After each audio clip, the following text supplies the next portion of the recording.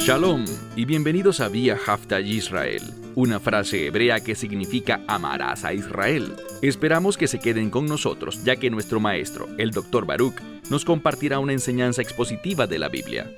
El Dr. Baruch es profesor titular del Instituto Zera Abraham, con sede en Israel. Aunque todos los cursos en el instituto se imparten en hebreo, el Dr. Baruch se complace en compartir esta enseñanza en inglés con doblaje al español. Para más información, visítenos en amarasaisrael.org o descargue nuestra aplicación móvil Mi Estudio Bíblico. Aquí está Baruch y la lección de hoy. Nos hemos estado enfocando en la resurrección del Mesías, porque no hay un evento más importante en la historia que su resurrección. Aprendimos una verdad muy importante, y es que fue Dios el Padre quien levantó a su Hijo de entre los muertos, lo que significa simplemente que la resurrección y la manera en que ocurrió nos enseña que Dios aceptó la obra del Mesías en la cruz. ¿Cuándo hizo Él esta obra? Bueno, la Biblia es muy clara. Él la hizo en la Pascua, y la Pascua está ligada a la redención. Así que Dios el Padre aceptó la obra redentora del Mesías, la cual fue hecha en la Pascua, y aprendemos en la epístola a los Hebreos que esta redención es eterna. ¡Qué gran mensaje! ¿Por qué? El hecho de que nuestra redención sea eterna debe darnos seguridad. No tenemos que temer ni dudar, sino creer que pasaremos la eternidad en el reino de Dios, con nuestro Padre Celestial y con su Hijo unigénito, el Mesías Yeshua. Dicho esto, toma tu Biblia y ve conmigo al libro de Lucas, capítulo 24. Evangelio de Lucas, capítulo 24. Concluimos la semana pasada esta sección con dos discípulos que viajaban desde Jerusalén a un lugar llamado Emaús. Y el Mesías habló con ellos en ese camino, pero no fue sino hasta que comían juntos, y la Escritura enfatiza eso, que Él les fue dado a conocer mediante el partimiento del pan. Esa expresión, el partimiento del pan, en la Biblia, habla de comunión. Habla de dos o más personas que se reúnen y comparten cosas. Se reúnen y son hechos uno. Y lo que vemos es esto. Cuando comemos, de acuerdo con la Biblia, y ya hablamos de esto, cuando comemos, se nos requiere, según la Biblia, la cita es Deuteronomio capítulo 8, verso 10, donde dice: cuando hayas comido y estés satisfecho, bendecirás al Señor tu Dios por la buena tierra que te habrá dado. Así que vemos que comer también está relacionado con la adoración. Ve conmigo al verso 36. Evangelio de Lucas capítulo 24, comenzando en el verso 36, donde dice: pero estas cosas ellos van hablando. Y es en medio de la conversación que estos dos discípulos que iban camino a Emaús regresaron a Jerusalén y allí conversaron con los discípulos. Y vemos aquí que fue durante esta conversación que dice que Yeshua en persona se puso en medio de ellos. Ellos habían estado hablando de Él, y ahora Él, en persona, estaba en medio de ellos. Y les dijo: paz a vosotros. Esa probablemente haya sido la expresión hebrea Shalom Aleichem, que significa precisamente eso, paz a ustedes. Pero es muy importante que entendamos el concepto bíblico de paz. Hoy día, muchas personas están confundidas acerca de la paz. Piensan en la paz simplemente como ausencia de conflicto, o de violencia, o de guerra. Eso no es en absoluto lo que la Biblia quiere decir con el término paz. Cuando hablamos de paz, es algo único. La paz está directamente ligada a que la voluntad de Dios se cumpla.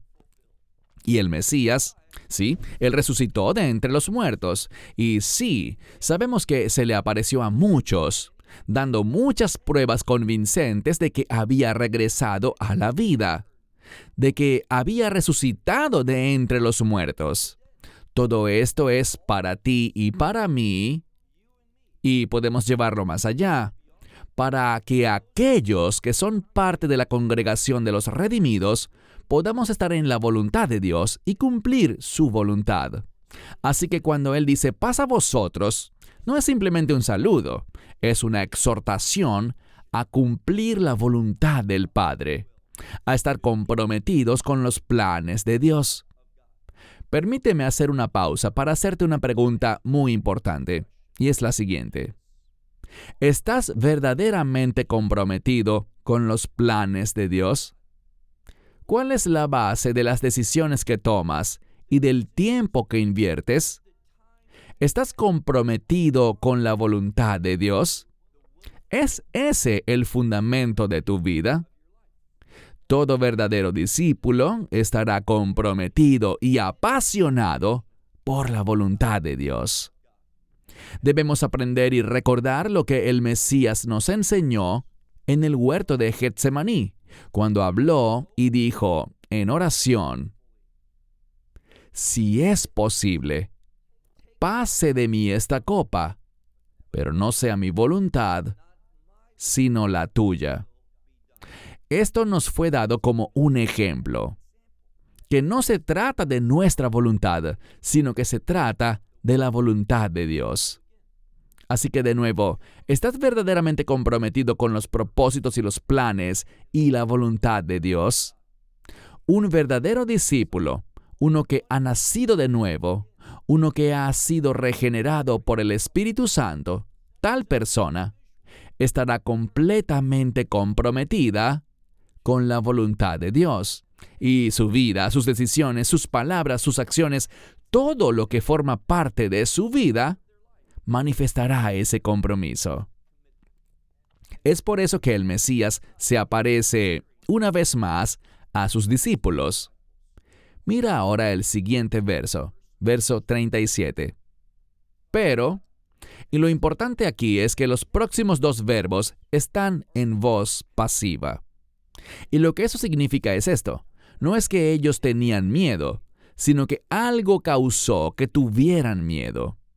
Pero, siendo atemorizados y con miedo, y de nuevo, está en pasivo, algo provocó ese miedo. Vamos a ver qué fue lo que lo causó. Noten lo que dice al completar el verso 38. Leemos: pensando que un espíritu habían visto. Lo que encontramos aquí es nuevamente un elemento de duda. Ellos no estaban entendiendo lo que estaba pasando.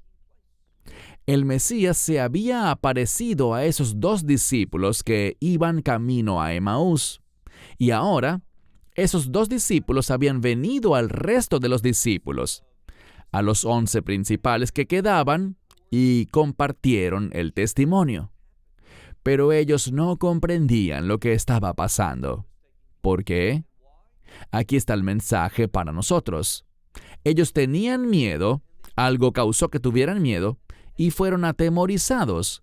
¿Por qué? Mira ahora el verso 38, que dice: y Él les dijo: ¿por qué están siendo atribulados? Y de nuevo, voz pasiva. ¿Por qué eso es importante? Porque había algo que causaba esta situación, esta tribulación.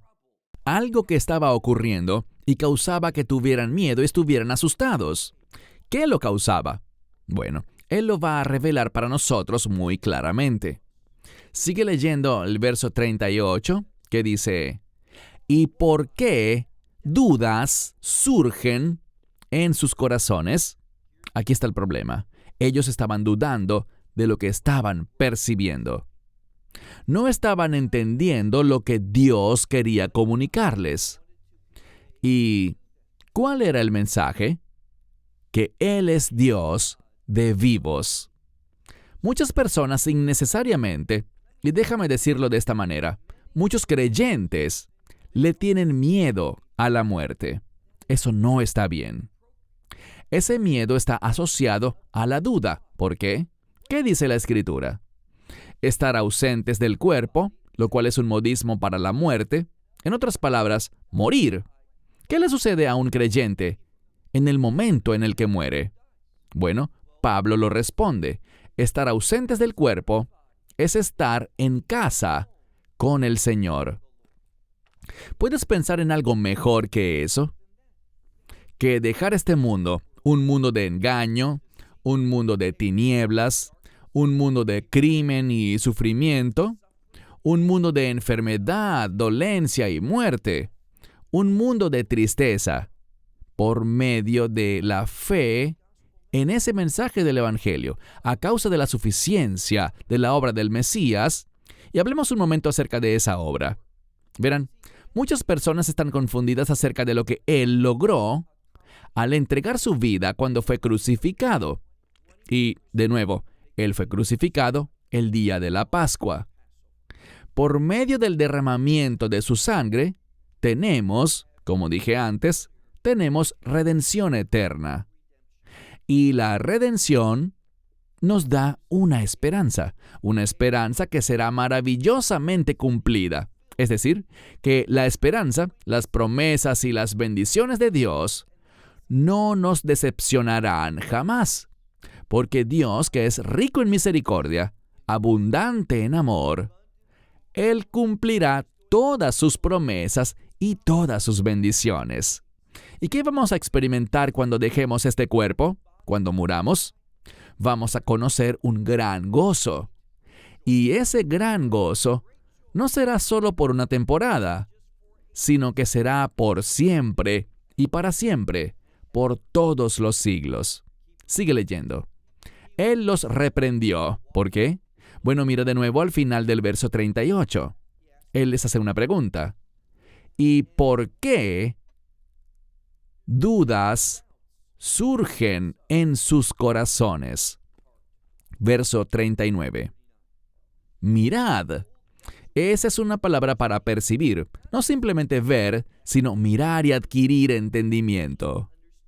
Así que lee con cuidado el verso 39 que dice, mirad mis manos y mis pies, porque yo soy Él. ¿Qué significa eso? Yo soy aquel que ustedes piensan que están viendo. Yo soy Él. Yo soy Yeshua. Yo soy ese Salvador. Yo soy aquel que fue crucificado, muerto y sepultado, pero ahora estoy vivo. Aquí vemos una verdad bíblica muy importante. Les mencioné cuando comenzamos el estudio que se ha venido enfatizando la resurrección. Y hay una relación directa entre la resurrección y la vida. Y no solo cualquier tipo de vida, sino una vida nueva. Y podemos ser más específicos, una vida de reino. Esa es la razón por la cual Dios levantó a su Hijo de entre los muertos, para señalarnos eso. Y cuando oímos resurrección, una de las cosas que debe venir a nuestra mente es victoria. Quizá recuerdes que aprendimos antes que el Mesías no resucitó en un día cualquiera, sino que Dios lo levantó de entre los muertos en un día muy específico.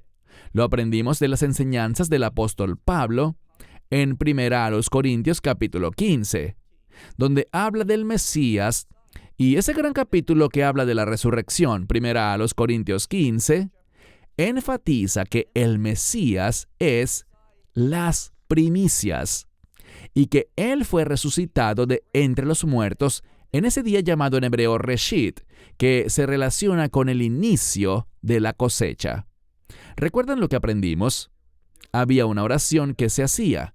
Bien, la resurrección no fue por accidente, se dio por designio de Dios. Él determinó que muriésemos, pero que por la obra de nuestro Redentor, nuestro Señor y Salvador, nuestro Mesías, pudiésemos experimentar la redención eterna. Y la redención no solo se relaciona con la vida, sino que se relaciona con la victoria. ¿Y cuál es nuestra victoria?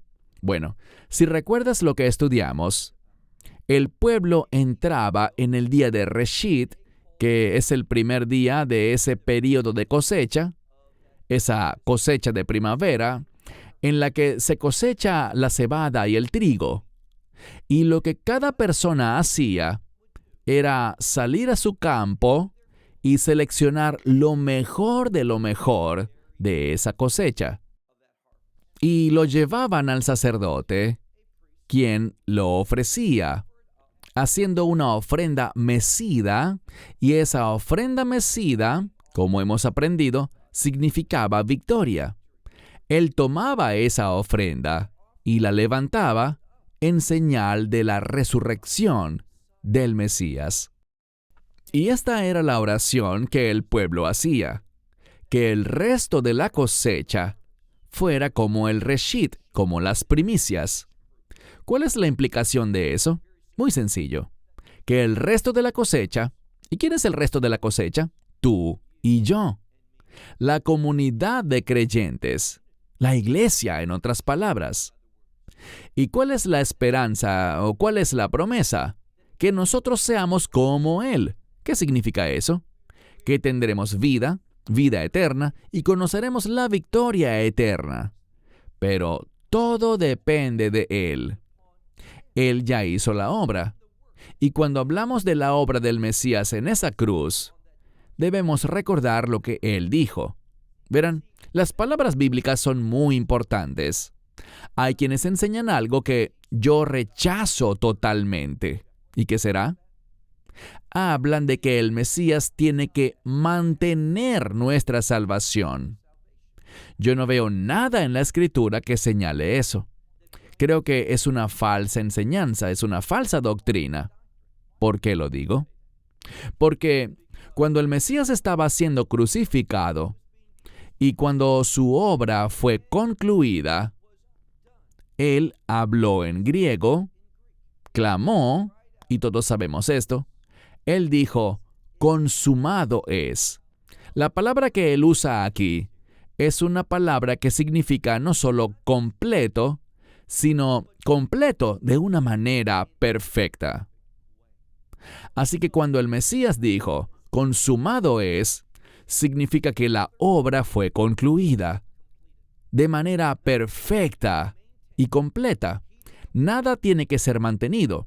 Él hizo la obra y, de nuevo, el hecho de que Dios lo levantó de entre los muertos nos da testimonio. Es un mensaje para nosotros de que lo que hizo el Mesías en la Pascua, comparando con su sangre redención eterna para nosotros, podemos creerlo, podemos saberlo.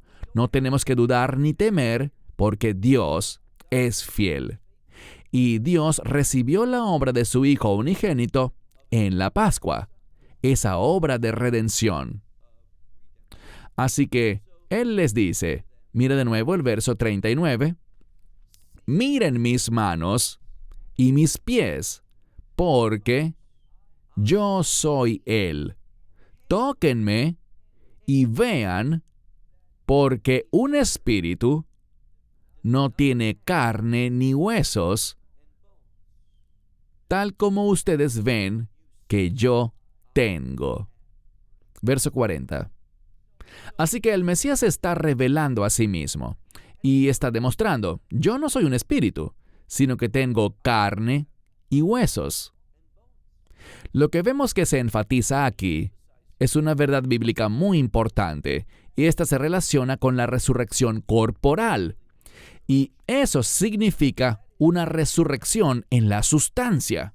Verán, hay quienes enseñan falsamente, y esto es muy popular entre los teólogos liberales. Ellos enseñan que no hubo resurrección corporal, sino que dicen que después de que el Mesías fue crucificado, muerto y sepultado, los discípulos tuvieron una revelación de que Él estaba vivo y percibieron que lo que Él había dicho era cierto y correcto, que era bueno y era verdad.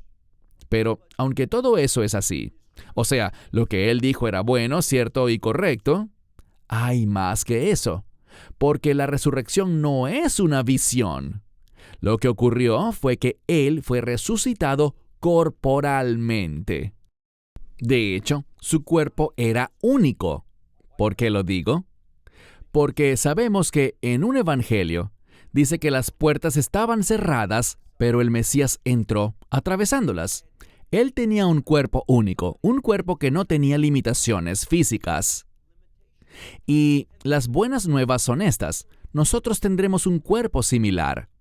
Cuando hablamos de la resurrección, debemos pensar en las promesas de Dios, en las bendiciones de Dios, en la victoria de Dios y la vida eterna que tendremos, en la cual disfrutaremos las promesas de Dios y sus bendiciones por los siglos de los siglos.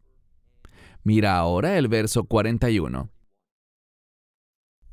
Los discípulos luchaban con algo. Luchaban con creer. Noten lo que dice en el verso 41. Pero todavía no creyendo.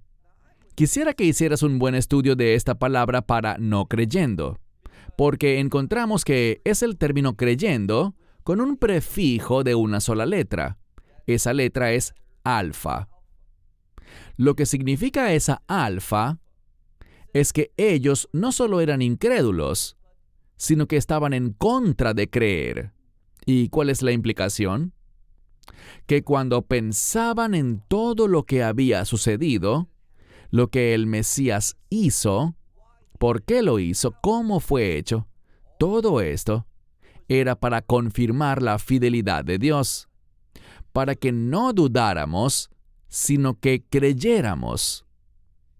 El problema es que los discípulos en ese momento estaban en contra de creer. Es decir, Dios había demostrado cosas, pero ellos no las estaban recibiendo. Y esta palabra, como aparece aquí, expresa rebeldía. Dice entonces, pero aún estando en contra de creer, estos son esos discípulos. Noten lo que dice. Dice que estaban así a causa de algo, del gozo y de estar maravillados. Entonces Él les dijo, ¿tienen algo de comer aquí? Quiero que vean, mientras nos preparamos para concluir esta lección, que algo similar ocurrió en la lección anterior, en el verso 35, donde se enfatizaba que Él les fue revelado mediante el partimiento del pan. Ahora, el partimiento del pan es un modismo que significa comer juntos. Y hablamos de que eso demuestra intimidad, expresa comunión y muestra un propósito común relacionado con la adoración. Que cuando hayamos comido y estemos saciados, debemos bendecir al Señor nuestro Dios por la buena tierra que nos ha provisto. Nota lo que dice la Escritura. Verso 41. Leemos al final del verso. ¿Tienen algo de comer aquí? Y ellos le dieron a él, dice aquí, un pedazo de pez asado y un panal de miel. Algunas Biblias no tienen esto, pero los mejores manuscritos sí lo tienen. Así que él comió pescado. Bien, ¿qué simboliza el pescado? Si conoces el trasfondo judío, sabrás que un pez se relaciona con la bendición y un panal de miel es algo dulce. Esto nos comunica que las bendiciones de Dios son dulces. ¿Qué significa eso? Que nos llenan de gozo. Cuando comes algo dulce, eso te pone de buen ánimo. Cuando comes algo dulce, es algo que te satisface, algo que te agrada. Y, por lo tanto, nos está diciendo que las bendiciones de Dios son algo que nos llenará de agrado. Nos está diciendo que necesitamos procurar estas bendiciones, que debemos ser como los patriarcas Abraham, Isaac y Jacob.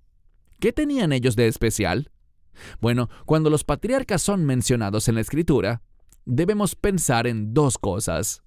Debemos pensar en fe. Todos ellos eran hombres de fe. Y como tenían fe, ¿qué buscaban? Ellos buscaban las promesas de Dios. Así que Hagamos una nueva pausa para hacernos otra pregunta. Cuando alguien, y hagámoslo aún más personal, cuando Dios te mira a ti y te observa, y Él lo hace, todo lo que tú haces, cada palabra que dices, cada pensamiento que tienes, cada acción que emprendes, está siendo escrita en libros. Dios sabe todo acerca de ti.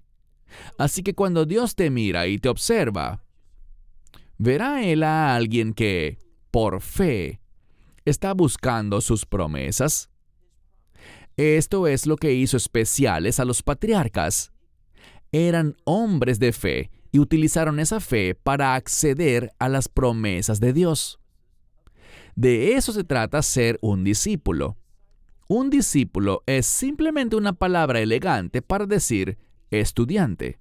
Aprendemos de nuestro maestro, aprendemos de nuestro rabí, para que podamos aprender verdades espirituales y aplicarlas a nuestra vida, para que podamos asirnos a ellas y tener acceso a las promesas de Dios. Las promesas de Dios son recibidas en medio de su voluntad. Es por eso que es muy importante que seamos personas comprometidas, no con nuestros deseos y con nuestros planes para nuestra vida, sino con los planes, los propósitos y la voluntad de Dios. Cuando creces en tu compromiso con Dios, ¿sabes lo que estarás haciendo? Estarás invitando el gozo a tu vida. Estarás invitando a la presencia de Dios, al poder de Dios y a la provisión de Dios para que Él ponga todo eso a tu disposición, de modo que puedas servirle y lo hagas con éxito. Eso es lo que Dios quiere que seamos, sus siervos exitosos.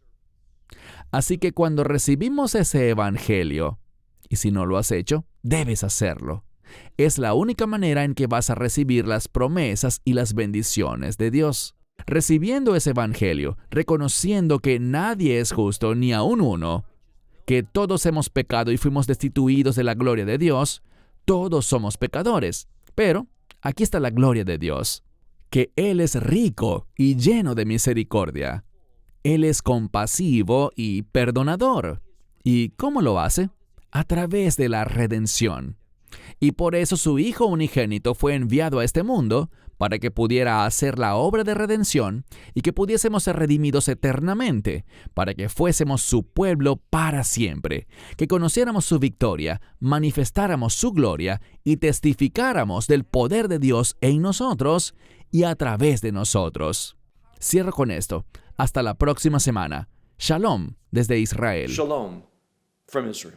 Esperamos que te hayas edificado con el mensaje de hoy y lo compartas con otros. Te invitamos a seguir nuestros estudios cada semana por este canal y por el portal de YouTube de Amarás a Israel. También puedes descargar nuestra aplicación móvil gratuita, Mi Estudio Bíblico. Finalmente, para obtener más información sobre nosotros, visita nuestra web amarasaisrael.org, donde encontrarás otras conferencias de Baruch en audio, video y texto. Hasta el próximo programa. Que el Señor te bendiga en Yeshua HaMashiach, Jesús el Mesías, mientras caminas con Él. Shalom desde Israel.